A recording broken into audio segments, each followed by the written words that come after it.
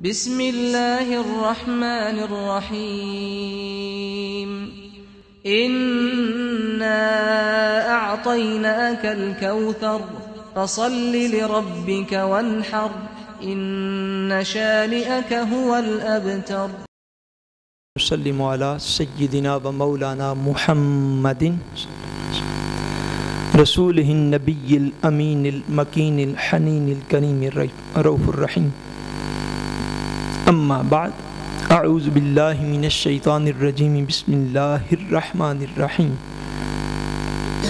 يا أيها الذين آمنوا كلوا من طيبات ما رزقناكم واشكروا لله إن كنتم إياه تعبدون. صدق الله العظيم.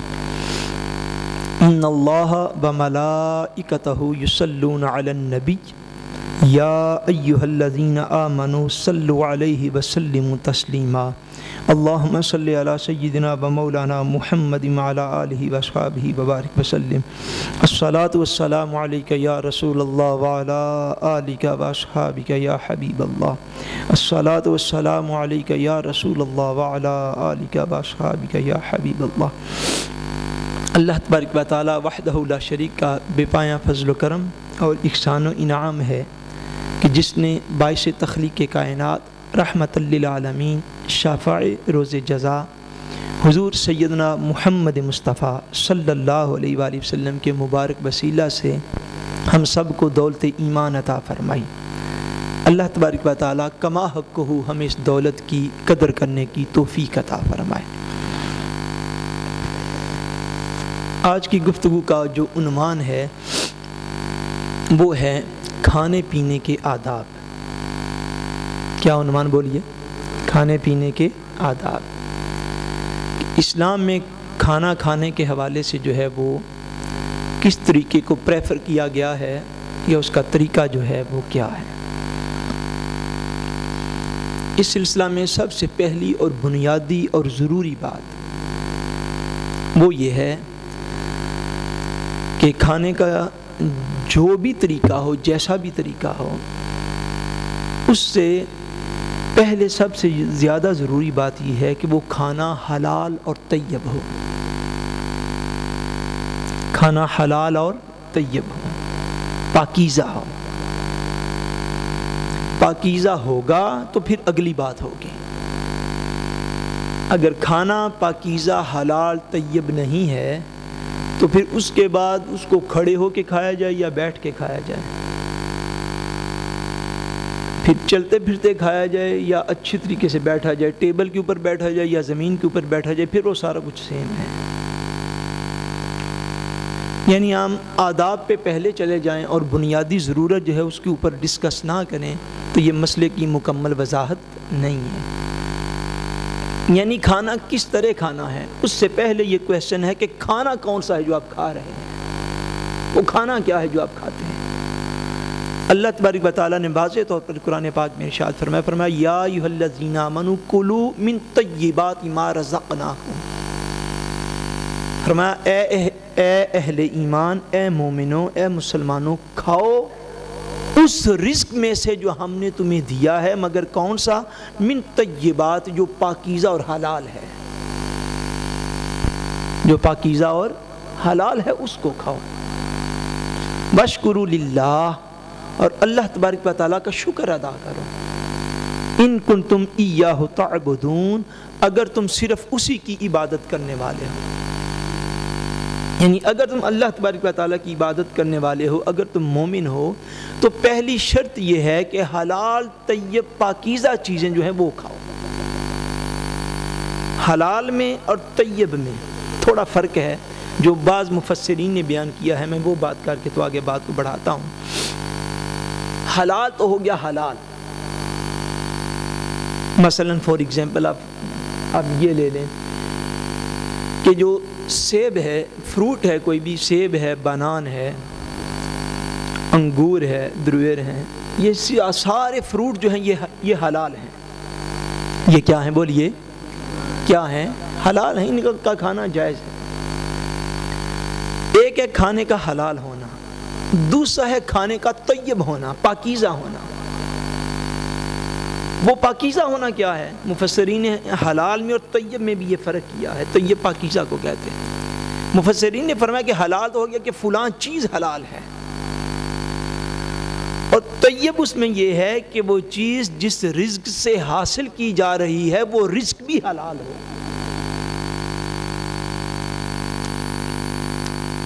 ایپل کھانا یہ حلال ہے، یہ کیا بولیے؟ حلال ہے. طیب یہ ہے کہ جس رزق سے ایپل خریدا جا رہا ہے وہ رزق بھی حلال ہو. ان دونوں چیزوں کا فرق آپ سمجھ گئے؟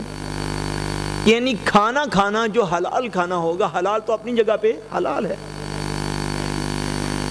آپ یہ گرن ساکر لیتے ہیں، آپ فروخت لیتے ہیں، آپ دیگر کھانے پینے کی چیزیں لیتے ہیں، گوشت لیتے ہیں، کھانا لیتے ہیں. ایک یہ ہے کہ وہ کھانا جو ہے وہ حلال ہے. دوسرا یہ ہے کہ جو کھانا آپ کھا رہے ہیں وہ حلال ذریعے سے کمائی جو ہے اس سے لیا گیا ہے. آپ یوں سمجھیں کہ ایپل بنان حلال تھا، گرن ساکر حلال تھی، مرغی کا گوشت حلال تھا، جو ہے وہ بکرے کا گوشت وہ حلال تھا، روٹی جو ہے وہ گندم سے بنائی گئی وہ حلال تھی. مگر یہ ساری چیزیں جس کمائی سے لی گئیں وہ کمائی حرام تھی. وہ کمائی حرام تھی، وہ شراب کی کمائی تھی، سو وہ حرام تھی. سو اب کھانا تو حلال ہے، مگر کھانا حلال ہونے کے باوجود پاکیزہ اور طیب نہیں ہے. فرق کی آپ کو سمجھ آ گئی؟ وہ پاکیزہ اور طیب نہیں ہے کیونکہ جس ذریعے سے اسے حاصل کیا گیا وہ ذریعہ کمائی کا جو ہے وہ حرام ہے. سو اللہ تبارک و تعالیٰ نے کیا ارشاد فرمایا؟ کلوا من طیبات ما رزقناکم، اے ایمان والو کھاؤ جو ہم نے تمہیں رزق دیا ہے اس میں سے طیب اور پاکیزہ چیزیں جو ہیں ان کو کھاؤ. یعنی ایک چیز بھی حلال ہو اور وہ حلال چیز جس ذریعے سے حاصل کی گئی ہے وہ ذریعہ بھی حلال اور جائز ہے. پھر وہ کھانا جو ہے وہ انسان کے شکم میں جا کر، انسان کے پیٹ میں جا کر وہ کھانا نور پیدا کرے گا. وہ کھانا جو ہے وہ بھی نور پیدا کرے گا، اس سے اصلاح ہوگی. حضور نبی کریم صلی اللہ علیہ وسلم نے ایک مقام پر ارشاد فرمایا لوگو اللہ پاک ہے، اللہ پاک ہے اور پاک چیزوں کو پسند فرماتا ہے. اللہ تبارک و تعالیٰ خود پاک ہے اور پاکیزہ چیزوں کو ہی پسند فرماتا ہے. پھر آگے حدیث پاک کے آخر پہ حضور نے فرمایا کہ ایک شخص جو ہے وہ بڑا لمبا سفر کرتا ہے، بڑا لمبا سفر کرتا ہے، اور وہ لمبا سفر کرتا ہے، اتنی مشقت اٹھاتا ہے، یعنی اتنی محنت کرتا ہے، لمبا سفر کرتا ہے، حتیٰ کہ اس کے بال جو ہیں وہ گرد آلود ہو جاتے ہیں، بالوں کے اندر مٹی اور غبار لگ جاتا ہے، اتنا لمبا سفر کرتا ہے. اور اللہ تبارک و تعالیٰ کی بارگاہ میں یا رب یا رب یا رب کہہ کے دعائیں کرتا ہے. حتیٰ کہ حضور نے فرمایا کہ وہ یا رب تو کرتا ہے، لیکن اس نے جو لباس پہنا ہے وہ لباس حرام کے مال کا ہے، اس نے جو کھانا کھایا ہے وہ کھانا حرام کے مال کا ہے. حضور نے فرمایا اتنی محنت بھی مشقت بھی کرتا ہے، اس کی لباس حرام کے مال کا، اس کا کھانا حرام کے مال کا، ایسے شخص کی دعا اللہ کی بارگاہ میں کیسے قبول ہو سکتی ہے؟ وہ محنت بھی کرتا ہو، مشقت بھی کرتا ہو، اور سارا کچھ حرام کے سلسلے سے اس کا بنا ہوا ہو. فرمایا اس کا جسم حرام کی غذا کھاتا ہے، اس کا لباس حرام کے مال سے بنتا ہے، وہ یا رب کہتا بھی رہے تو اس کی دعا کیسے قبول ہوگی؟ ایک حکایت ہے، حکایت ایسے واقعہ کو کہتے ہیں کہ وہ ضروری نہیں کہ 100% کنفرم ہو، بس اس کے اندر جو ہے وہ ہدایت کا سامان موجود ہوتا ہے. پرانے دور کا واقعہ جو ہے وہ بعض لوگوں نے بیان کرتے ہیں علماء کہ کسی گاؤں کے اندر جو کنویں ہوتے ہیں نا، کنواں سمجھتے آپ؟ بولیے. کھو جس کو کہتے ہیں پنجابی میں، نارویجن میں کیا کہتے ہیں؟ کیا ماڈرن سٹا ورڈ؟ BRANN برن، کنواں، کھو. اب تو آپ کو سمجھ آ گئی سب کو میں کیا بات کر رہا ہوں. اچھا، وہ کنواں جو تھا کسی کے ہاں کسی گاؤں میں، وہ کنویں کے اندر جو ہے کتا جو ہے وہ گر کے مر گیا. لوگ جو ہیں مسئلہ پوچھنے کے لیے اس علاقے کے مفتی صاحب جو ان کے پاس گئے تو ان کو پوچھا کہ ہمارے گاؤں میں جو کنواں ہے، جو کھو ہے، جو برن ہے، اس کے اندر جو ہے وہ کتا گر گیا ہے، پانی کو پاک کیسے کریں؟ انہوں نے کہا پانی کو پاک اس طرح کرو کہ اس کنویں سے 70 یا 80 ڈول جو ہیں پانی کے وہ باہر نکال کے پھینک دو، پانی جو ہے وہ پاک ہو جائے گا۔ وہ جو کنویں کے اوپر ایک پولی ساری ہوتی ہے یوں گول رند، اس کے اوپر ایک مضبوط رسہ ہوتا ہے، اس کے ساتھ آگے مشکیزہ ایک بندہ ہوتا ہے پلاسٹک کا، لیدر کا، چمڑے کا، اس کو ڈول کہتے ہیں۔ وہ چونکہ گہرا ہوتا ہے 40-50 فٹ یا 30-35 فٹ، تو وہ اس کے اوپر سے نیچے جو ہے وہ ڈالتے ہیں، پھر اس کو یوں کر کے اوپر کھینچتے ہیں۔ یہ میں بچوں کو سمجھا رہا ہوں، تو وہ جو پانی اس طرح باہر آتا ہے، بڑا مشقت طلب ہے، بچپن میں نے بھی دیکھے ہیں۔ اچھا انہوں نے یہ مسئلہ بتا دیا، انہوں نے کہا کہ 70-80 ڈول جا کے پانی کے باہر نکال دو تو جو کنویں کا پانی جو ہے وہ پاک ہو جائے گا۔ جو بھی مسئلہ تھا انہوں نے بتا دیا، لوگ چلے گئے۔ 70-80 ڈول جو ہیں وہ پانی کے باہر نکال لیے، مشقت محنت والا کام ہے۔ جب نکال لیے پھر ان مفتی صاحب کی بارگاہ میں حاضر ہوئے، عرض کی حضور ہم نے 70-80 ڈول جتنے آپ نے بتایا تھا پانی کے وہ اس میں سے نکال لیے ہیں، اب بتائیے، اب فرمائیے پانی کنویں کا پاک ہو گیا ہے؟ انہوں نے فرمایا یہ بتاؤ کہ اندر سے اس کتے کو بھی نکالا کہ نہیں نکالا؟ جی اس کتے کو بھی نکالا کہ، یعنی ایک انڈرسٹوڈ بات تھی کہ کتے کے گرنے کی وجہ سے پانی ناپاک ہوا۔ انہوں نے فرمایا کہ وہ کتا بھی نکالا کہ نہیں نکالا؟ وہ سادے لوگ تھے لیکن انہوں نے کہا نہیں وہ تو ہم بھول گئے، ہم نے کتا نہیں اندر سے نکالا۔ 70-80 ڈول پانی کے نکالے مگر کتا اندر سے نہیں نکالا۔ یہ ایک حکایت ہے، ایک مثال آپ سمجھ لیں۔ اگر کتا نہ اندر سے نکلے تو پھر کھانا کھڑے ہو کے کھائیں یا بیٹھ کر کھائیں؟ اگر کھانا حلال ذریعے سے کمایا نہیں گیا، حلال ذریعے سے حاصل نہیں کیا گیا، اگر آپ نے حلال کی کمائی سے ایپل نہیں خریدا، حلال کی کمائی سے بانان نہیں خریدا، حلال کی کمائی سے شیلنگ نہیں خریدی، حلال کی کمائی سے لام کا گوشت نہیں آپ نے خریدا، تو اس کی مثال ایسے ہی ہے جیسے اس کنویں سے 70 یا 80 ڈول نکال لینا اور کتے کا اندر ہی مرا ہوا پڑے رہنا۔ یہ خالی محنت ہے، خالی مشقت ہے، خالی ایک ہارڈ ورک ہے، مگر جو کھا رہے ہیں وہ جو کچھ بھی ہے وہ اس کی مثال ایسے ہی ہے کہ 70-80 ڈول بھی نکال لیے اور کتا اندر کا اندر ہی پڑا رہا۔ یہی مثال جو ہے یہ نفس انسانی کی بھی ہے، نفس انسانی کی بھی یہی مثال ہے۔ بعض لوگ ہمارے، بعض احباب، بعض ہمارے مسلمان مرد بھی ہو سکتے ہیں، عورتیں بھی ہو سکتی ہیں، بعض لوگوں کو نفلی عبادات کا بڑا شوق ہوتا ہے، نوافل ادا کرنے کا بہت اچھا شوق ہے، اعلیٰ شوق ہے، نوافل ادا کرنے کا، ذکر اذکار کرنے کا، نفلی ذکر اذکار میں زیادہ وقت گزارنے کا، یہ بڑا شوق ہے اور اچھا شوق ہے۔ لیکن انسان کا نفس یاد رکھنے کی ایسی چیز ہے کہ اگر نفس کہ اس کنویں کے اندر نفس کی مثال کتے کی طرح ہوتی ہے جو ہر چیز کو ناپاک کرتا رہتا ہے، ہر چیز کو ناپاک کرتا رہتا ہے، اس کے اوپر ایک تسبیح پڑھیں یا 2 تسبیح پڑھیں یا 4 تسبیح پڑھیں یا 10 تسبیحات پڑھیں، ایک ذکر کریں یا 2 ذکر کریں یا 4 ذکر کریں یا 10 ذکر کریں نفلی، اس کی مثال بھی بس ایسے ہی ہے جیسے ان ڈول کی مثال ہے کہ آپ نکالتے رہے نکالتے رہے نکالتے رہے، لیکن من کا سودا وہ پلید کا پلید رہتا ہے۔ میں آپ کو قرآن مجید سے مثال دے دیتا ہوں۔ قرآن مجید میں واضح طور پر فرمایا ان الصلاۃ تنہی عن الفحشاء والمنکر، فرمایا بے شک نماز بے حیائی اور برائی سے روکتی ہے، نماز بے حیائی اور برائی سے روکتی ہے۔ اب ایک بندہ نماز بھی پڑھتا ہو اور بے حیائی کے کاموں میں دلچسپی بھی لیتا ہو، ایک بندہ نماز کا پابند بھی ہو اور سکرین کے اوپر بے حیائی کا سین کو یاد ہے، اس کو بھی شوق سے دیکھنے والا ہو،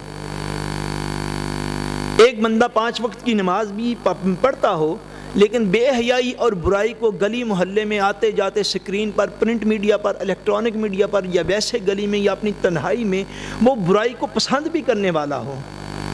اب یہ وہ چیز ہے کہ اللہ تبارک و تعالیٰ کا قرآن تو اپنی جگہ پہ برحق اور درست ہے، فرمایا کہ نماز کا بالآخر نتیجہ یہ ہے کہ نماز بے حیائی اور برائی سے نفرت پیدا کر دیتی ہے۔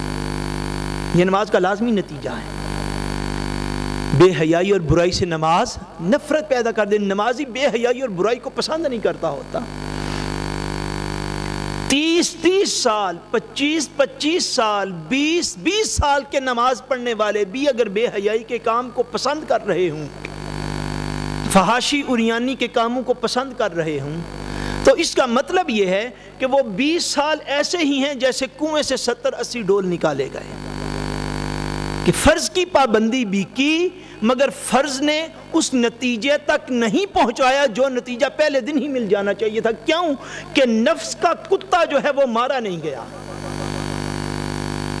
نفس کو نہیں مارا گیا، نفس کو کھلا چھوڑے رکھا ہے، اور ساتھ ساتھ نمازوں کے جو ہے اوپر بوجھ بھی لادے جا رہے ہیں، نفلی اذکار کے بوجھ بھی لادے جا رہے ہیں، ساتھ جو ہے نفلی ذکر و اذکار کی تسبیحیں جو ہیں وہ بھی جاری ہیں، برائی سے محبت بھی جاری ہے۔ ایک پاؤں رحمان کی کشتی میں ہے، دوسرا پاؤں شیطان کی کشتی میں ہے۔ یہ زندگی جو ہماری چل پڑی ہے، یہ زندگی ہمیں ان مجالس کو آباد بھی نہیں کرنے دیتی۔ 12-13 سال میں جب بچہ بالغ ہوتا ہے، جب اس کے اوپر احکام شرعی فرض ہو جاتے ہیں، اس سے لے کر جب اللہ پاک نے اگر ایک شخص کو 50 سال کی زندگی عطا فرمائی، اس سارے پیریڈ کے اندر آج جس مقام پر میں اب ہم سب کھڑے ہیں، ہمیں اس بات کو سوچنا ہے کہ جس مقام پر آج ہم سارے کھڑے ہیں، وہ کون سا ریزن ہے، وہ کیا سبب ہے، وہ کیا گرن ہے کہ جس گرن کی بنا پر ہم اپنے دونوں پاؤں رحمان کی کشتی میں نہیں رکھ سکے۔ ہمارا آدھا دن شیطان کی نظر، آدھا دن رحمان کی نظر۔ مسجد میں رحمان کے پاس، مسجد سے بس باہر نکلنے کی دیر ہے شیطان کے پاس۔ پوری شاید تبلیغ نہ ہونے کی وجہ سے یا پورے طور پر پیغام نہ سمجھنے کی وجہ سے یہ رویے ہمارے ہاں ہیں۔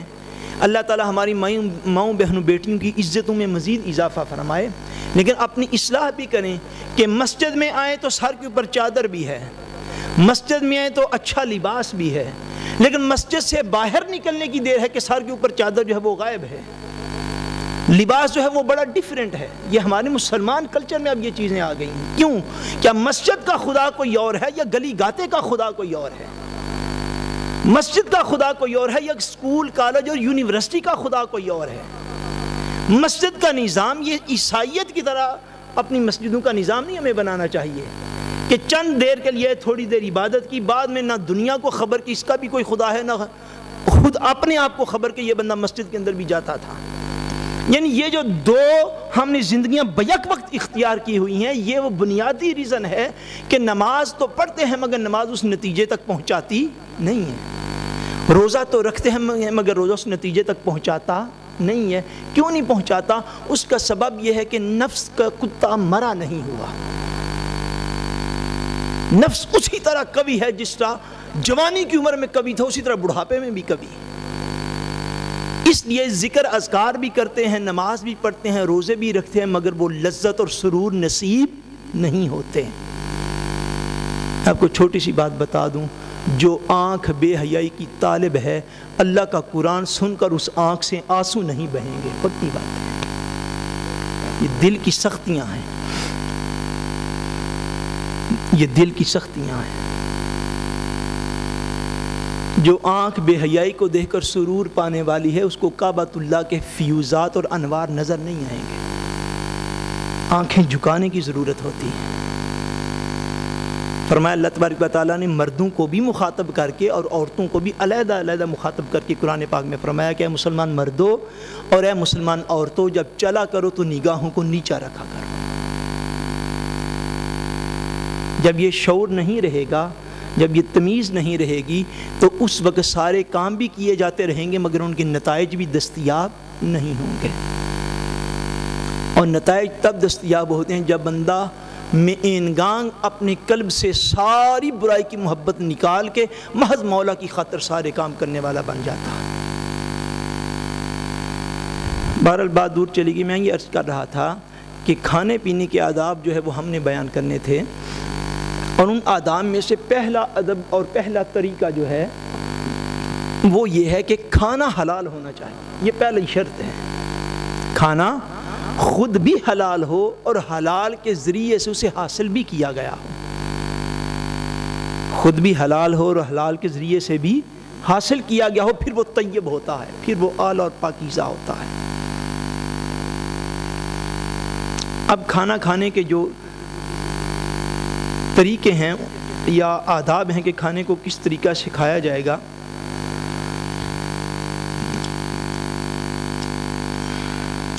اس میں سب سے پہلے اس بات کو سمجھ لیں کہ حضور نبی کریم صلی اللہ علیہ وسلم نے ارشاد فرمایا قال اذا اکل احدکم فلیأکل بیمینہ واذا شرب فلیشرب بیمینہ فإن الشیطان یأکل بشمالہ ویشرب بشمالہ۔ حضور نے فرمایا کہ جب تم میں سے کوئی شخص کھانا کھائے تو اپنے رائٹ ہینڈ کے ساتھ کھانا کھائے۔ کس ہاتھ کے ساتھ؟ رائٹ ہینڈ کے ساتھ، ہوئر ہند کے ساتھ، دائیں ہاتھ کے ساتھ۔ وَإِذَا شَرَبَ فَلْيَشْرَبْ بِيَمِينِهِ، فرمایا جب تم میں سے کوئی بھی شخص پانی پیے تو پانی بھی اپنے دائیں ہاتھ کے ساتھ پیے۔ کس ہاتھ کے ساتھ؟ دائیں ہاتھ کے ساتھ، رائٹ ہینڈ کے ساتھ۔ فرمایا دائیں ہاتھ سے کھائے، دائیں ہاتھ سے پیے۔ فَإِنَّ الشَّيْطَانَ يَأْكُلُ بِشِمَالِهِ وَيَشْرَبُ بِشِمَالِهِ، فرمایا بے شک وہ شیطان ہے جو کہ اپنے بائیں ہاتھ سے کھاتا اور پیتا ہے۔ شیطان کس ہاتھ سے کھاتا اور پیتا ہے؟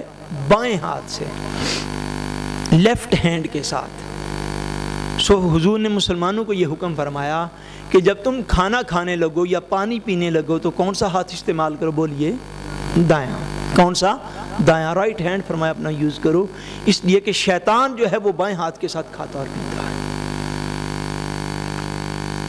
حضور نبی کریم صلی اللہ علیہ وسلم ایک دفعہ ایک مجلس میں بیٹھے تھے کہ تاجدار کائنات صلی اللہ علیہ وسلم نے دیکھا ان رجلا اکل عند رسول اللہ صلی اللہ علیہ وآلہ وسلم بشمالہ۔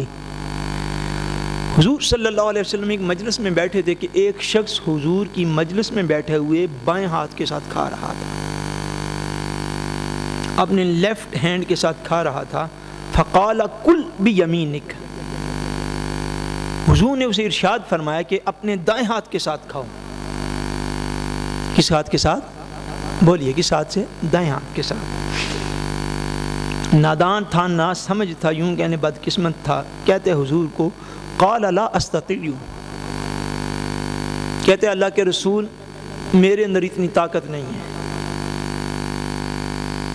دائیں ہاتھ اس کا بالکل ٹھیک تھا، عذر کوئی نہیں تھا۔ حضور نے ارشاد فرمایا، حضور نے فرمایا کہ اپنے دائیں ہاتھ سے کہو، کہتا نہیں میرے اندر اتنی طاقت نہیں ہے۔ جب اس بدبخت نے اتنا کہہ دیا، حضور نے فرمایا قال لاستطعت، حضور نے فرمایا اچھا اگر تیرے اندر یہ طاقت نہیں ہے تو تیرے اندر کبھی بھی یہ طاقت نہ ہوگی۔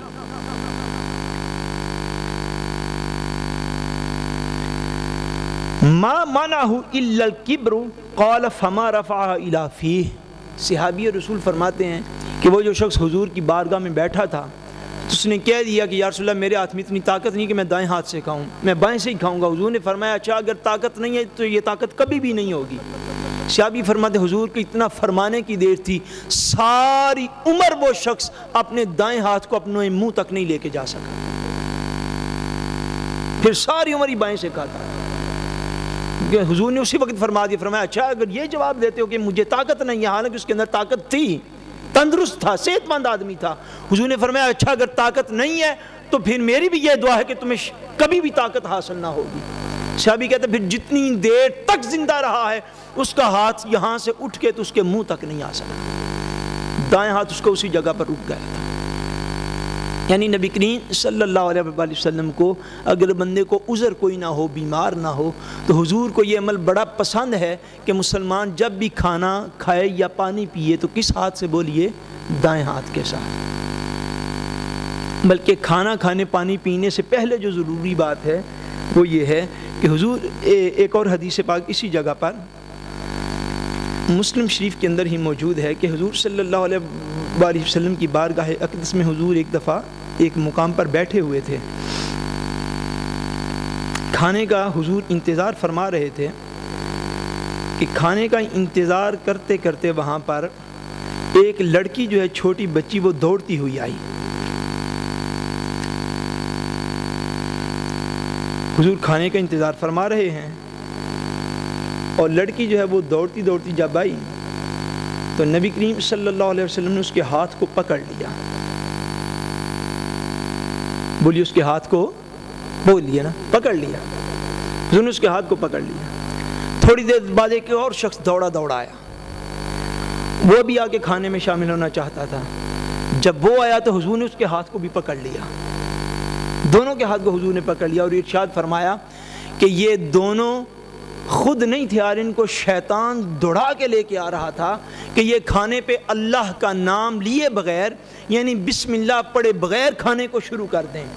اور فرمایا مجھے قسم ہے اس رب کی جس کے قبضہ قدرت میں میری جان ہے کہ اس لڑکی کے ہاتھ پر میرا ہاتھ جو تھا یہ لڑکی کے بازو پر نہیں, یہ شیطان کے بازو کو میں نے پکڑا ہوا تھا. یعنی جو شخص جب بھی کھانا کھانے لگے سو پہلا ادب یہ ہوگا کہ کھانا اللہ کے نام سے شروع کیا جائے. کھانا کیسے شروع کیا جائے؟ بولیے کیسے؟ اللہ کے نام سے شروع کیا جائے.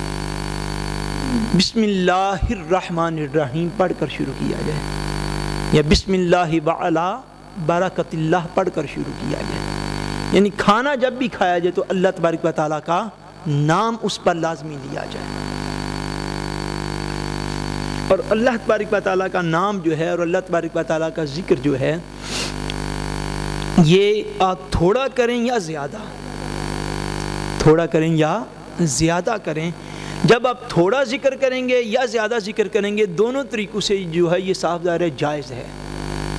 خالی بسم اللہ الرحمن الرحیم پڑھ کے آپ شروع کر لیں, خالی بسم اللہ وعلا برکت اللہ پڑھ کے آپ شروع کر لیں, یا اس کے اوپر ایک سورت کی تلاوت کر لیں یا 10 سورتوں کی تلاوت کر لیں یا آدھے قرآن کی تلاوت کر لیں. یہ ابتل دیر ہے, یہ ہر بندے کے اپنے بلغ کے اوپر ہے, جس کو ہم عام الفاظ میں ہمارے ہاں ختم شریف پڑھنا کہتے ہیں.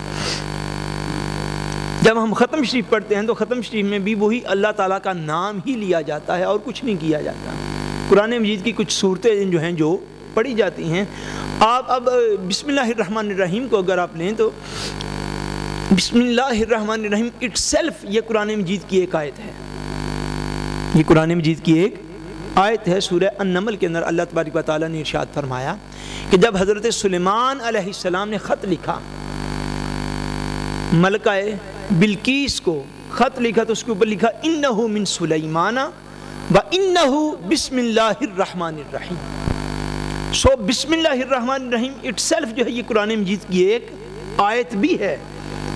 سو اب خالی بسم اللہ شریف پڑھ لیں پھر بھی قرآن شریف کا ہی پڑھنا ہے, اور اگر بسم اللہ شریف کے ساتھ 2 4 5 10 صورتیں اور ملا کے پڑھ لیں پھر بھی قرآن پاک کا ہی پڑھنا ہے. سو تھوڑا پڑھیں یا زیادہ پڑھیں, لیکن دین نے اس بات کو پسند فرمایا ہے کہ جب کھانا سامنے موجود ہو تو اس کو اللہ کے نام کے ساتھ شروع کیا جائے, اللہ کے نام کے ساتھ شروع کیا جائے. جب آپ اللہ تبارک و تعالیٰ کے نام کے ساتھ شروع کریں گے تو اس پر اللہ کے نام کی برکت جو ہے وہ شامل ہو جائے گی. اور نبی کریم رؤوف الرحیم صلی اللہ علیہ وآلہ وسلم نے, حضور نے عام طور پر یہ کویسچن جو ہیں وہ کیے جاتے ہیں, حضور صلی اللہ علیہ وآلہ وسلم نے کھانے کو سامنے رکھ کر اس پر برکت کی دعا بھی فرمائی ہے. کھانے کو سامنے رکھ کر اس پر برکت کی دعا بھی فرمائی ہے.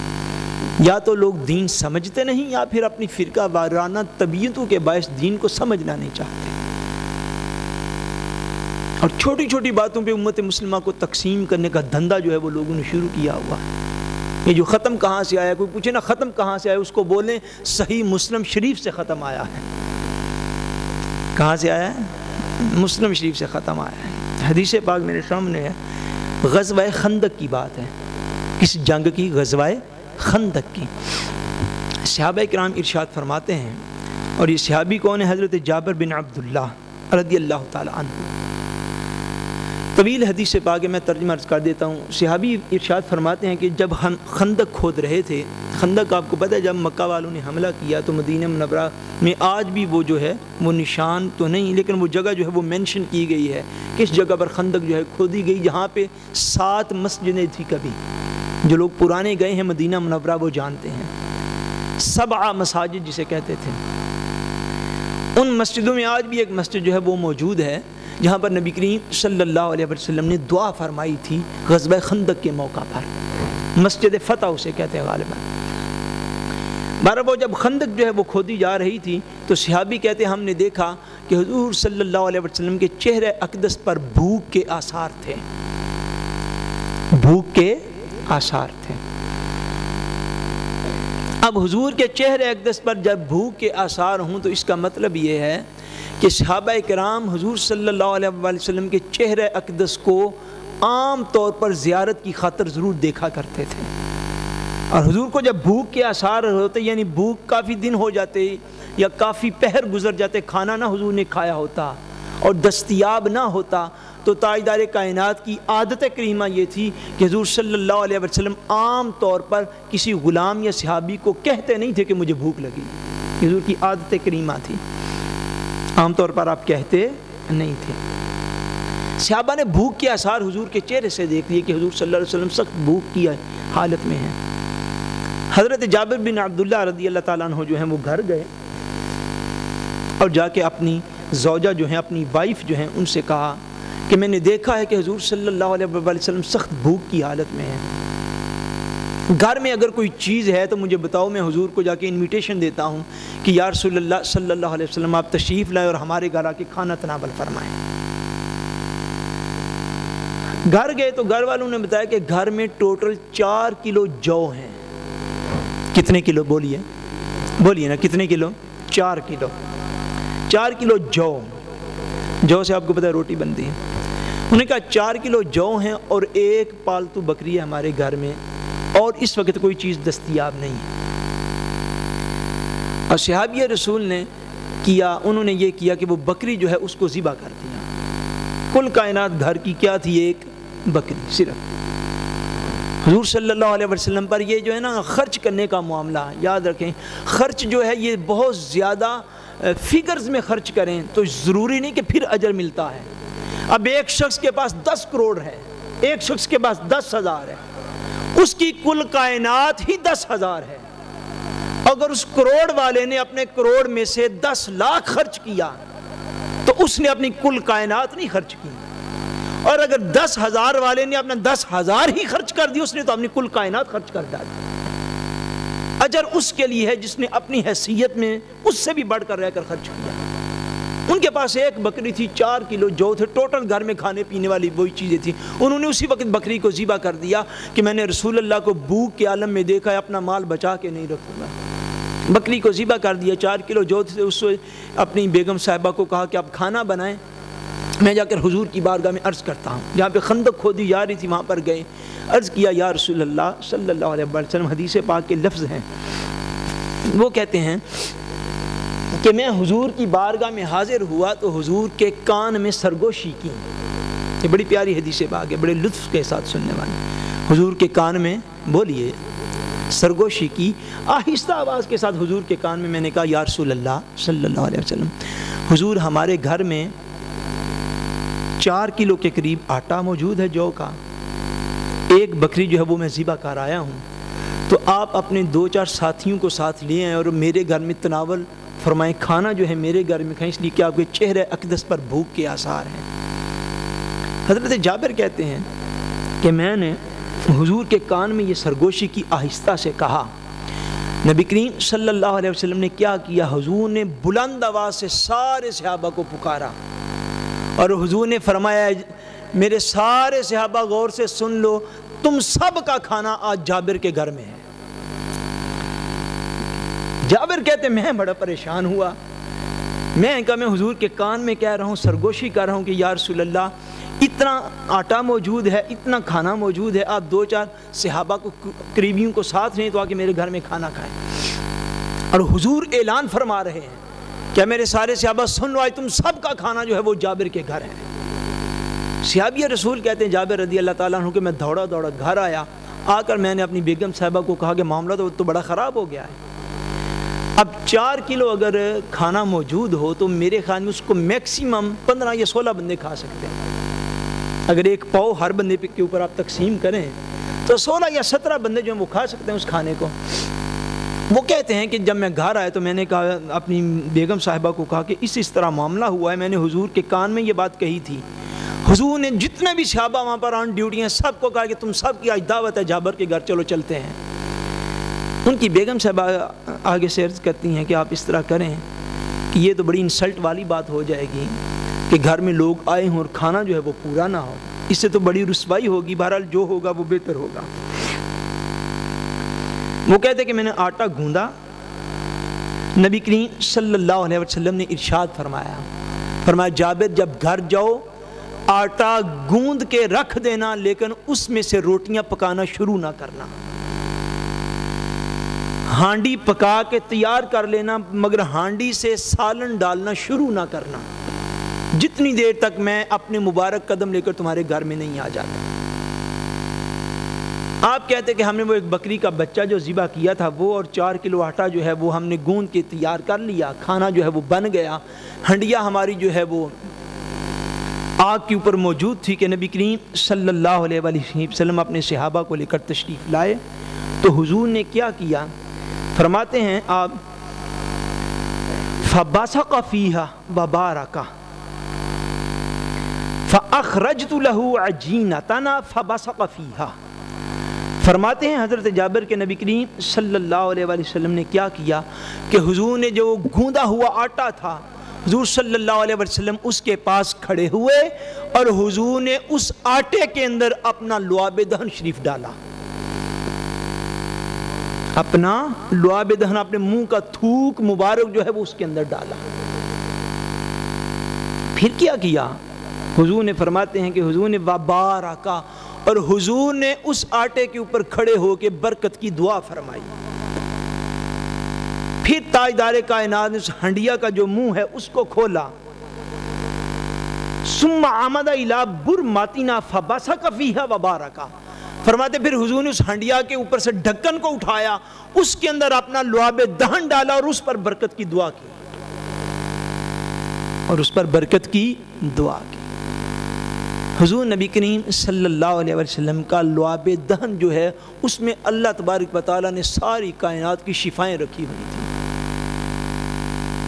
کبھی کسی بندے کو، جو بندہ بہت زیادہ دین کے ساتھ اٹیچ نہیں ہوتا، بعض اوقات اگر کبھی کبھار کسی نے یہ بات سنی ہو تو اس بات کو یہ سمجھ لینا عقیدے کے طور پر کہ تاجدار کائنات صلی اللہ علیہ وسلم کا جو جسم اطہر ہے، حضور کا بولیے نا جسم اطہر، حضور کا جو مبارک بشری جسم ہے، حضور کا جسم جو ہے وہ ملائکہ کی نورانیت سے بھی اعلیٰ ہے۔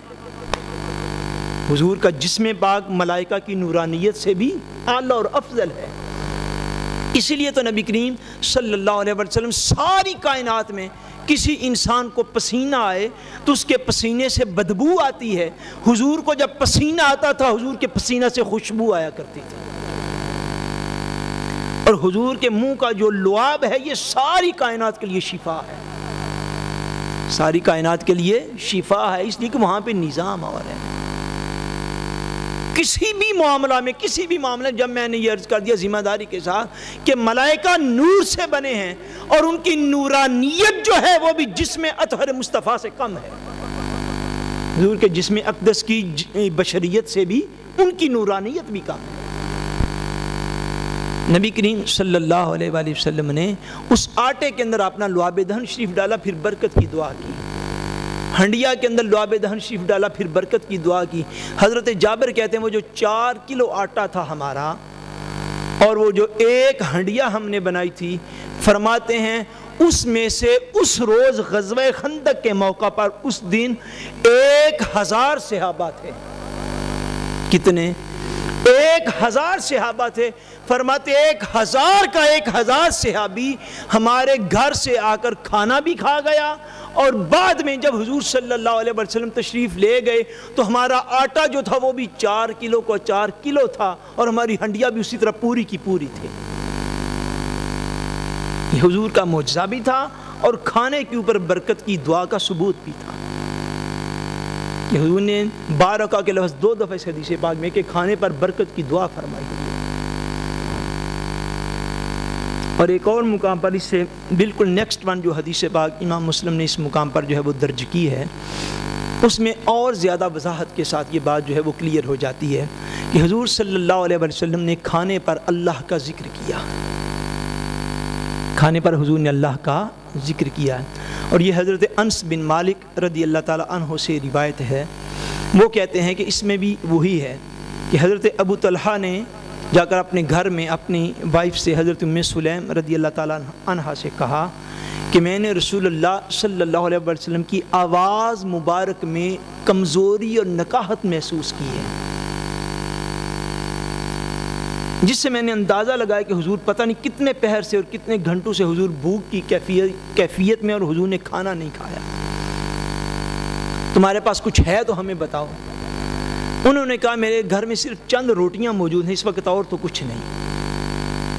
حضرت انس کہتے ہیں کہ میری والدہ صاحبہ نے کیا کیا کہ وہ روٹیاں مجھے کپڑے کے اندر ڈال کے دیں، اور اس کپڑے کو اپنے دوپٹے کے اندر مجھے وہ روٹیاں ڈال کے دیں، اور وہ روٹیاں ڈال کر میرے کپڑوں کے نیچے چھپائیں، اور کہا جا کہ حضور کی بارگاہ میں لے جاؤ اور جا کے اس کو یا رسول اللہ یہ کھانا ہے حضور تناول فرما لیں۔ حضرت انس بن مالک کہتے ہیں میں حضور کی بارگاہ میں حاضر ہوا تو میں شرما رہا تھا، بات نہیں تھا کر رہا۔ حضور نے پوچھا اچھا تمہیں ابو طلحہ نے بھیجا ہے؟ ان کے باپ تھے۔ عرض کی یا رسول اللہ ابو طلحہ نے بھیجا ہے۔ فرمایا اچھا کھانے کے لیے بھیجا ہے؟ یا رسول اللہ کھانے کے لیے بھیجا ہے۔ فرمایا تم روٹیاں لے کر اپنے گھر چلے جو، ہم تمہارے گھر میں آ کے کھانا تناول فرمائیں گے۔ حضرت انس کہتے ہیں میں دوبارہ گھر چلا گیا تو حضرت ابو طلحہ نے کہا کیا معاملہ ہوا؟ عرض کی کہ حضور صلی اللہ علیہ وسلم فرماتے ہیں کہ میں روٹیاں آ کے کھانا آپ کے گھر جا کے بیٹھ کے تو کھاؤں گا۔ فرماتے ہیں حضور صلی اللہ علیہ وسلم ہمارے گھر میں تشریف لیے، اور چند روٹیاں تھیں جن کو والدہ صاحبہ نے چھپا کے دیا تھا کہ کسی کو پتہ نہ چل جائے کہ تھوڑا کھانا ہے، اور حضور کے پاس زیادہ صحابہ بیٹھے ہیں۔ فرماتے ہیں جب حضور صلی اللہ علیہ وسلم ہمارے گھر میں داخل ہوئے تو حضور نے فرمایا وہ جو روٹیاں ہیں وہ لے آؤ۔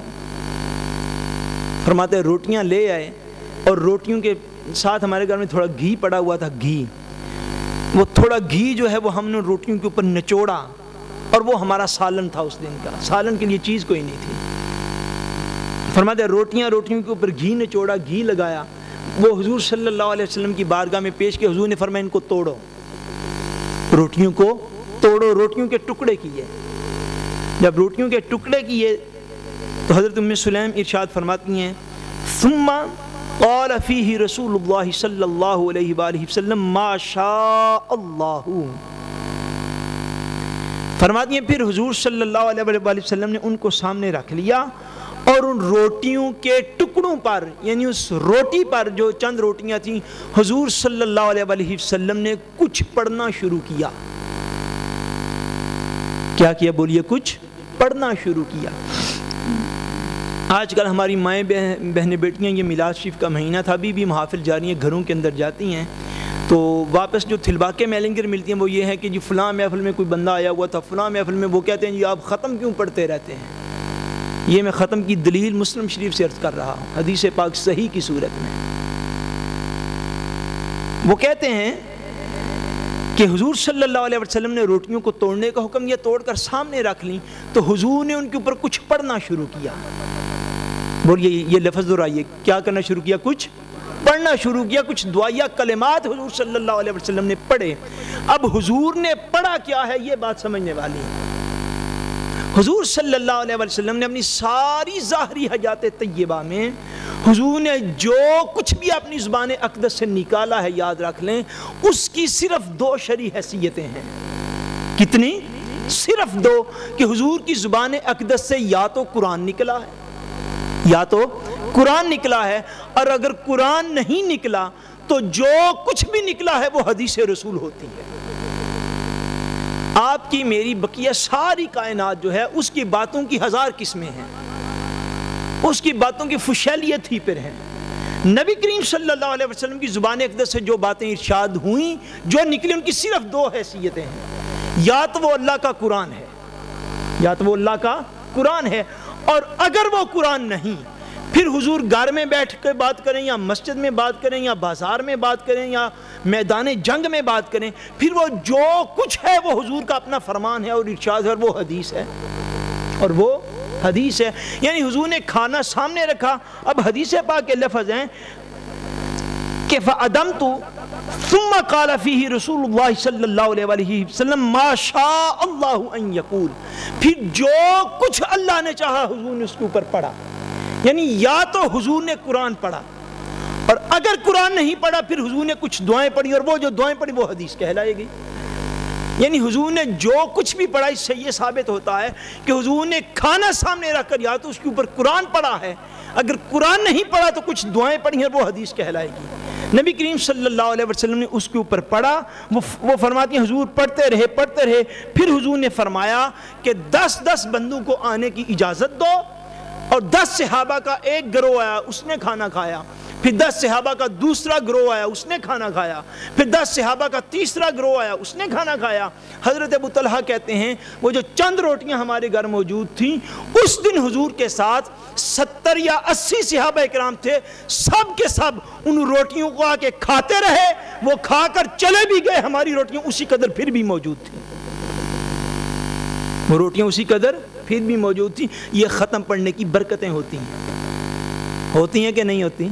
اس مرکز کے لوگ تو بڑی دفعہ کے گواہ ہیں, ہوتی ہیں. اب آپ شاید یقین نہ کریں, میں نے سب احباب کو نہیں بتایا, یہ ہمارے ہاں یہ جب محفل میلاد شریف ہوئی اس سال, پہلے یہ محفل میلاد تھی ہماری, ہم نے جو آرڈر دیا ہوا تھا وہ 200 افراد کا تھا. کتنے افراد کے کھانے کا؟ 200. اور ہمارے یہاں جب لوگ بیٹھتے ہیں اس صفوں کو توڑ کر جب لوگ بیٹھتے ہیں تو کم و بیش 450 سے 500 بندہ یہاں پر آتا ہے ٹوٹل اس ہال کے اندر. صفوں میں بیٹھے تو تقریباً یہ 250 مصلی تو یہاں پر ویسے موجود ہیں. اب 200 بندوں کا آرڈر تھا, یہ اللہ تبارک و تعالیٰ کا کرم اور اس کا فضل اور محض اس کی رحمت ہے. اس کے بعد درمیان جلسہ میں مجھا کر انہوں نے کہا کہ اگر آپ اجازت دیں تو 50 بندوں کا اور کھانا جو ہے وہ ہم بستیل کروا دیں. میں کہ چلو 50 کا اور کروا دو. 250 بندے کا کھانا جو ہے وہ یہاں پر آیا تھا, اور اللہ تبارک و تعالیٰ کا فضل ہے کہ تقریباً 450 سے لے کر 500 بندے کھانا کھا کے گئے, اور پھر بھی کھانا بچا رہا تھا جو یہ جو ساری انتظامیہ اپنے گھروں میں لے گی. 50 بندوں کا بچا بھی ہوا تھا پیچھے. کیوں کہ نبی کریم صلی اللہ علیہ وسلم کی سنت سمجھ کر جب آپ کھانے کو سامنے رکھ کر اللہ تبارک و تعالیٰ کی بارگاہ میں دعا کرتے ہیں تو اللہ تبارک و تعالیٰ اپنا فضل و کرم, رحمت اور برکت اس کے اندر نازل فرماتا ہے. ویسے بھی نبی کریم صلی اللہ علیہ وسلم کے یہ بھی فرمانے والی شان ہے. حضور نے فرمایا کہ 2 بندوں کا کھانا 4 کے لیے کافی ہے. 2 بندوں کا کھانا 4 کے لیے کافی. فرمایا 4 کا کھانا 8 کے لیے کافی ہے. کیوں کافی ہے؟ کہ حضور صلی اللہ علیہ وسلم نے ارشاد فرمایا, یہ آگے حدیث پاک, حضور نے فرمایا کہ مومن ایک آنت سے کھاتا ہے. اب یہ کھانے کے آداب میں اگلی بات ہے. مومن ایک آنت سے کھاتا ہے اور کافر 7 آنتوں سے کھاتا ہے. اب یہ آپ جو ہے یہ ینم سنت جو ہے ایوریج جو ہے وہ دیکھیے کہ حضور صلی اللہ علیہ وسلم نے مثال کیا دی. حضرت ابو ہریرہ رضی اللہ تعالیٰ عنہ روایت فرماتے ہیں کہ حضور کی بارگاہ میں ایک شخص حاضر ہوا جو کافر تھا. جو کیا تھا؟ کافر تھا. حضور نے اس کی مہمان نوازی جو ہے وہ فرمائی, اور حضور نے حکم دیا کہ ایک بکری کا دودھ جو ہے وہ دوہ کر لایا جائے. بکری کا دودھ جو ہے وہ دوہا گیا, حضور کی بارگاہ میں پیش کیا گیا. حضور نے اس کافر کو دیا, وہ پی گیا. حضور نے فرمایا لگتا ہے اس کو بھی بھوک ہے, دوسری بکری کا دودھ جو ہے وہ بھی دوہ کے لے آؤ. دوسری بکری کا دودھ دوہ کے لایا گیا, وہ بھی پی گیا. حتیٰ کہ 7 بکریاں جو ہیں ان کا دودھ دوہ کے لایا گیا, وہ 7 کی 7 کا دودھ اکیلا پی گیا. رات حضور کی بارگاہ میں گزاری, صبح اٹھا تو اللہ تبارک و تعالیٰ نے اس کے دل میں ایمان کا نور روشن کیا. صبح وہ مسلمان ہو گیا. جب مسلمان ہوا تو صاف ظاہر ہے پھر کھانے کا ٹائم تھا. حضور صلی اللہ علیہ وسلم نے ارشاد فرمایا کہ اس کے لیے پھر بکری کا دودھ لے آؤ. بکری کا دودھ دوہ کے ایک بکری کا لایا گیا, اس نے پیا. حضور نے فرمایا اب دوسری بکری کا دودھ بھی لے آؤ. دوسری بکری کا دودھ جب دوہ کے لائے تو وہ دوسری بکری کا بھی دودھ پی نہ سکا. دوسری بکری کا بھی دودھ پی نہ سکا. رات کو 7 بکریوں کا دودھ پینے والا صبح اٹھ کے جب دوسری بکری کا بھی دودھ پی نہ سکا تو رسول کریم صلی اللہ علیہ وسلم نے ارشاد فرمایا, آپ نے فرمایا المؤمن یشرب فی معی واحد والکافر یشرب فی 7 امعاء. حضور نے فرمایا کہ یاد رکھنا مومن ایک آنت سے کھاتا ہے اور کافر 7 آنتوں سے کھاتا ہے. مراد اس کی یہ ہے کہ ہمیشہ کھانے کے اندر زیادتی کرنا, یعنی ضرورت سے زیادہ کھانا کھانا, یہ مومن کی شان ہی نہیں ہے, اور اللہ کے دین نے اس کو ناپسند کیا ہے. اللہ کے دین نے اس کو ناپسند کیا ہے کہ کوئی شخص کھانا ضرورت سے زیادہ کھائے. کھانا جو ہے یاد رکھیے گا کہ زندگی کو برقرار رکھنے کے لیے، زندگی کو برقرار رکھنے کے لیے کھانا کھانا یہ فرائض میں سے ہے، یہ بولیے نا فرائض میں سے ہے کہ بندہ زندگی کو برقرار رکھنے کے لیے اتنا کھائے کہ زندگی کا جو ہے وہ چکر چلتا رہے۔ اگر کوئی بندہ معاذ اللہ کھانا نہ کھائے کہ میں بالکل نہیں کھاؤں گا، بالکل نہیں کھاؤں گا، اور کھانا نہ کھانے کی وجہ سے وہ مر جائے، دنیا سے چلا جائے، تو وہ شخص گناہ گار مرے گا۔ آپ کو بات کی سمجھ آ گئی؟ اچھا، اتنا کھانا کھانا کہ زندگی جو ہے وہ چلتی رہے، یہ فرائض میں سے ہے۔ اور اتنا کھانا کھانا کہ جس سے بندہ کھڑے ہو کر نماز پڑھ لے، اتنا کھانا بھی لوازم زندگی میں سے ہے، یہ بھی لازمی ہے کہ بندہ اس نیت سے کھانا کھائے کہ میں قیام اللہ کے حضور کھڑا ہو کے کروں گا، یعنی اتنا کھانا وہ ضرور کھائے کہ جس سے وہ فرائض کو ادا کرتا رہے، جس سے وہ فرائض کو ادا کرتا رہے۔ اور اس سے زیادہ کھانا جب بندہ سیر ہو جائے، یعنی پیٹ بھر جائے، جس کو پنجابی میں کہتے ہیں نا کہ پیٹ تے بھر گیا پر اکھاں نہیں پیاں رجدیاں۔ کھانے کے اوپر دیکھا نا انواع اقسام کے کھانے، یہاں پہ سویٹ ڈش پڑی ہوئی ہے، یہاں پہ بریانی پڑی ہوئی ہے، یہاں پر چائنیز پڑے ہوئے ہیں، یہاں پہ آئس کریم پڑی ہوئی ہے، یہاں پہ بریڈ پڑی ہوئی ہے، یہاں پہ شلنگ روسٹ پڑی ہوئی ہے، وہ بندے کی آنکھیں نہیں بھرتی، پیٹ بھرا ہوتا ہے۔ اچھا، یہ جو کیفیت ہے نا کہ جب پیٹ بھر جائے اور ضرورت سے زیادہ کھانا کھانا، حضور نبی کریم صلی اللہ علیہ وسلم کی یہ جو سنت ہے کہ حضور نے کبھی بھی پیٹ بھر کر کھانا نہیں کھایا، پیٹ بھر کر بھی کھانا، آپ پیٹ بھر کر جتنی آپ کو بھوک لگی اتنا بھی کھا لیں تو امت کے لیے جائز ہے، لیکن آداب میں یہ بھی تو سمجھیں، آداب خالی یہ نہیں ہے کہ کھانے کے برتن کو مکمل طور پر صاف کر لیا جائے، وہ بھی آداب میں سے ہے، اور اس کی تفصیل کا وقت نہیں اب میں عرض کر سکوں، لیکن اس بات کو سمجھے کہ کھانے کے آداب میں اور سنن میں یہ بھی سنت ہے کہ حضور نے کبھی بھی کھانا پیٹ بھر کے اپنی ساری ظاہری حیات طیبہ میں نہیں کھایا، ہمیشہ بھوک چھوڑ کے حضور نے کھانا چھوڑ دیا۔ ابھی تھوڑی بھوک ہو، پیٹ سارا سیر نہ ہوا ہو تو حضور نے کھانا چھوڑ دیا، یعنی کم کھانا، اتنا کام نہیں کہ بندہ فرائض نہ ادا کر سکے یا چل پھر نہ سکے یا بال بچوں کے حقوق نہ پورے کر سکے، اتنا کھانا کھانا کہ جس سے زندگی برقرار رہے، وہ تو فرائض میں سے ہے، بندہ قیام کر سکے، عبادات کر سکے، اپنے بال بچوں کے جو سارے سسٹم ہیں اس کو چلا سکے، یہ تو فرائض میں سے ہے کہ زندگی برقرار رہے، لیکن کھانا دیکھ کر اس کے اوپر بھوکوں کی طرح جپٹ پڑنا یہ مسلمان کے شایان شان نہیں ہے۔ آداب میں سے یہ ہے کہ جب بندہ کھانا کھائے تو کھانا کھاتے ہوئے بندہ پیٹ جب بھر جائے بہتر ہے کہ اس سے پہلے چھوڑ دے، نہیں چھوڑے گا تو کل کو شوگر کی بیماری کی ایک ریزن یہ بھی ہے میڈیکلی طور پر، جن بندوں کے معدے ہمیشہ فل رہتے ہیں، ہمیشہ پر رہتے ہیں، وہ بندے عمر کے ایک حصے میں جا کر ذیابیطس کے جو ہیں وہ شکار ہو جاتے ہیں۔ اس لیے حضور صلی اللہ علیہ وسلم نے ایک مثال بیان فرما دی، کہ علیہ فرمایا کہ مومن ایک آنت سے کھاتا ہے اور کافر 7 آنتوں سے کھاتا ہے۔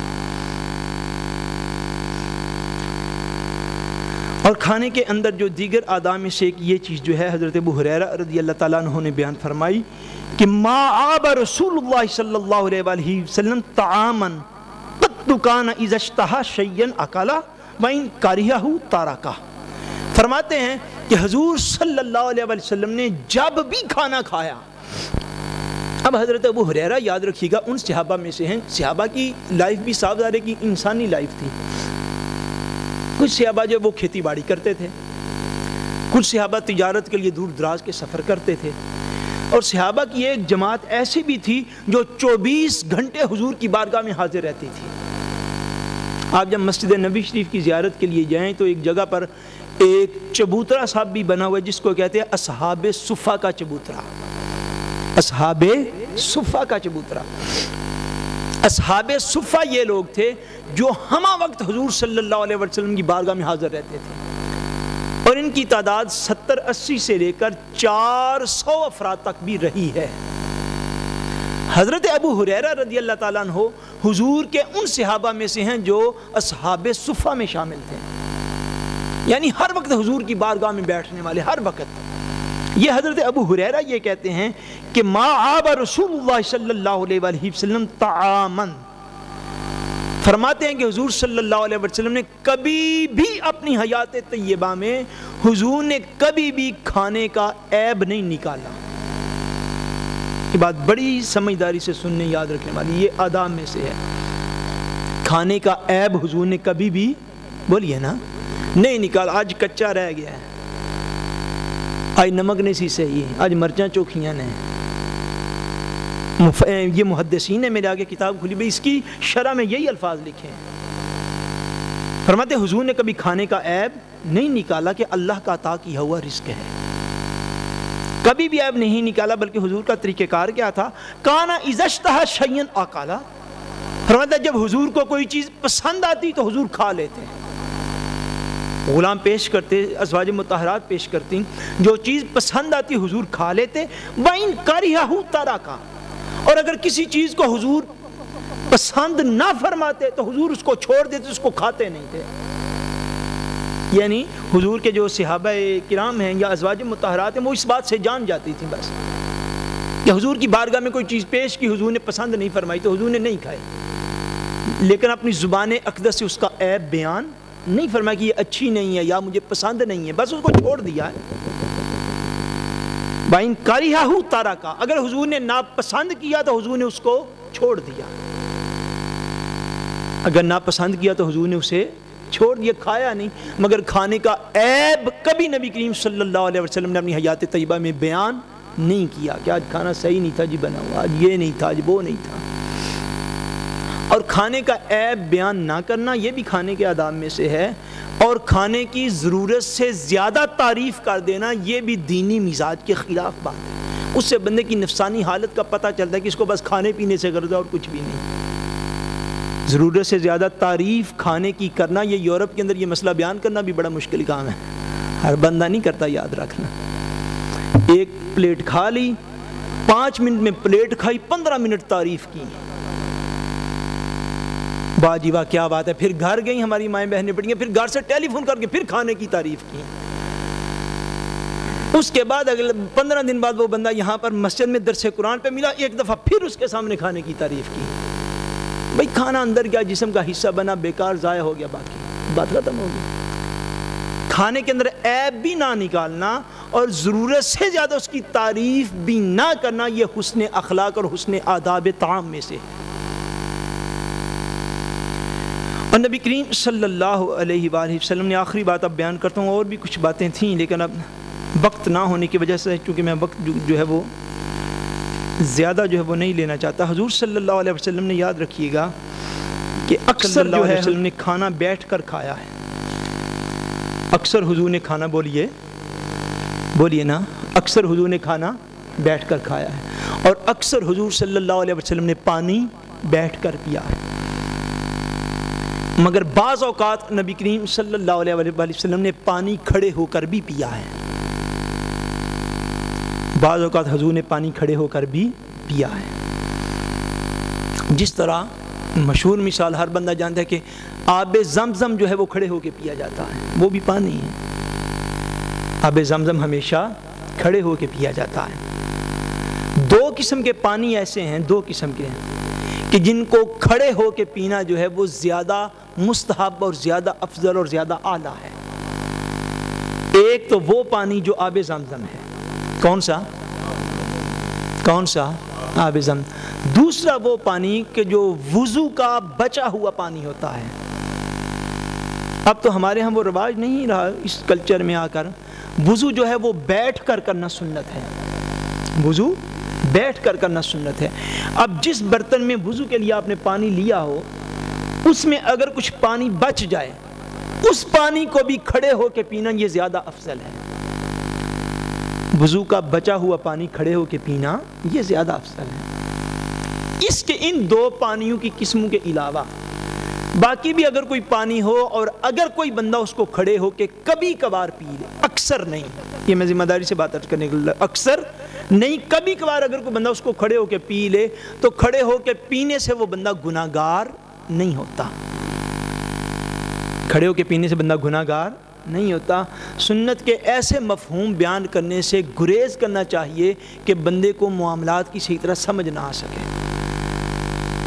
صحابہ اکرام ارشاد فرماتے ہیں بلکہ ایک دفعہ حضرت سیدنا علی المرتضیٰ رضی اللہ تعالیٰ عنہ نے وضو کیا، اور وضو کرنے کے بعد جو وضو کا بچا ہوا پانی تھا وہ آپ نے کھڑے ہو کے پیا، اور فرمایا کہ لوگ کھڑے ہو کے پانی پینے کو مکروہ کہتے ہیں، حالانکہ میں تمہیں وہ بات دکھا رہا ہوں جو میں نے حضور کو کرتے ہوئے دیکھی ہے،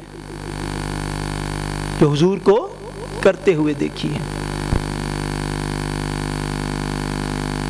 ایک اور حدیث پاک میں حضرت ابن عباس رضی اللہ تعالیٰ عنہ آپ روایت فرماتے ہیں، آپ فرماتے ہیں کہ میں نبی کریم صلی اللہ علیہ وسلم کے ساتھ جا رہا تھا کسی انصاری کے باغ کے اندر، کسی انصاری کے باغ کے اندر میں حضور صلی اللہ علیہ وسلم کے ساتھ جا رہا تھا کہ حضور صلی اللہ علیہ وسلم کھڑے ہوئے، حضور صلی اللہ علیہ وسلم اور میں چل بھی رہے تھے، اور نبی کریم صلی اللہ علیہ وسلم اس چلنے کی حالت میں تازہ کھجوریں بھی کھا رہے تھے،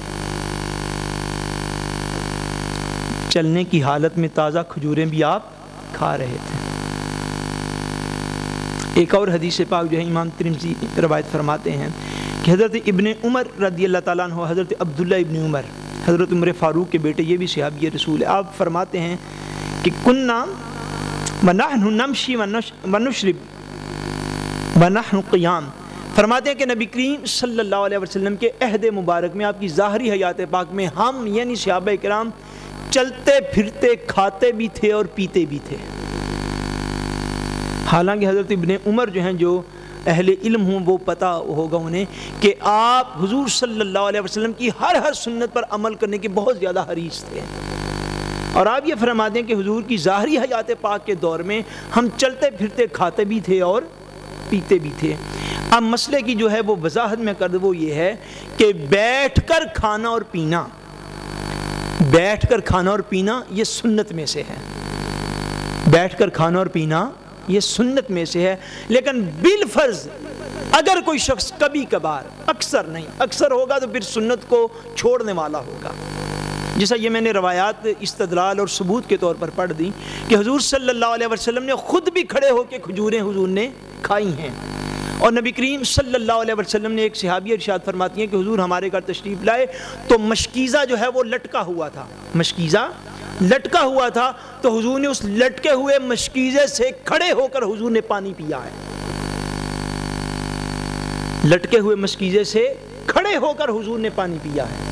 سو ان ساری احادیث اور روایات کی روشنی میں جو اس کا نتیجہ ہوگا، جو اس کا مسئلہ جو ہوگا وہ یہ ہے کہ بیٹھ کر کھانا اور پینا سنت ہے، بیٹھ کر کھانا اور پینا سنت ہے، اور ہمیشہ مسلمانوں کو اپنی زندگی میں زیادہ تر اسی سنت پر عمل کرنا ہوگا۔ لیکن اگر کبھی بالفرض حالات و واقعات ایسے ہوں، بندہ کسی ایسی جگہ پر ہو کہ بندے کو کھڑے ہو کر کھانا اور پینا پڑ جائے، سو کھڑے ہو کر کھانا اور پینا بھی جو ہے وہ منع، حرام یا گناہ نہیں ہے، وہ مکروہ تنزیہی ہوتا ہے، مکروہ تنزیہی یعنی چھوٹے درجے کا مکروہ، ناپسندیدہ بات ہے، مگر مکروہ جو ہے وہ گناہ نہیں ہوتا، مکروہ گناہ نہیں ہوتا، ایک ناپسندیدہ بات ہوتی ہے۔ اور نبی کریم صلی اللہ علیہ وسلم کی یہی امت پر شان رحمت ہے، یہ آخری بات ہے آج کی گفتگو کی، ذرا توجہ کے ساتھ سن لیں، حضور کی امت پر یہی شان رحمت ہے کہ اگر تاجدار کائنات صلی اللہ علیہ وسلم ساری حیات طیبہ میں یاد رکھ لیں، اگر ایک دفعہ بھی ایسا عمل مبارک ثابت نہ ہوتا کہ حضور نے کوئی چیز کھڑے ہو کے کھائی ہے اور حضور صلی اللہ علیہ وسلم نے کوئی پانی کھڑے ہو کے پیا ہے، اگر ساری عمر میں ایک دفعہ بھی یہ عمل مبارک ثابت نہ ہوتا تو قیامت تک آنے والی امت بڑی مشکل میں گرفتار ہو جاتی۔ کیوں کہ یہ سارے حالات و واقعات نور نبوت کی روشنی میں تاجدار کائنات دیکھ رہے تھے۔ یہ حضور کی شان رحمت علماء نے بیان فرمایا ہے کہ حضور کا اکثر معمول تو بیٹھ کر کھانے اور پینے کا ہے، کبھی کبھی جو حضور نے کھڑے ہو کے بھی بعض اوقات کھا یا پی لیا، اس میں حضور نے بیان جواز فراہم کیا کہ بیٹھ کر کھانا اور پینا تو میری سنت ہے، لیکن اگر کوئی کھڑے ہو کر بھی کبھی کھا لے گا تو اس کے لیے بھی یہ جائز ہے، حرام یا گناہ نہیں ہے، حرام یا گناہ ایسا کام نہیں کہلاتا، حرام اور گناہ کی الگ ڈیفینیشن ہوتی ہے۔ چونکہ حضور نے امت کے اوپر رحمت فرمائی کہ امت کم سے کم گناہوں کے اندر مبتلا ہو، اس لیے بعض اوقات کسی چیز کو جائز بیان کرنے کے لیے حضور نے کھڑے ہو کر کھا بھی لیا اور پی بھی لیا تاکہ امت میں سے اگر کوئی ایسا کرے گا تو پھر اس کے لیے گناہ نہیں رہے گا۔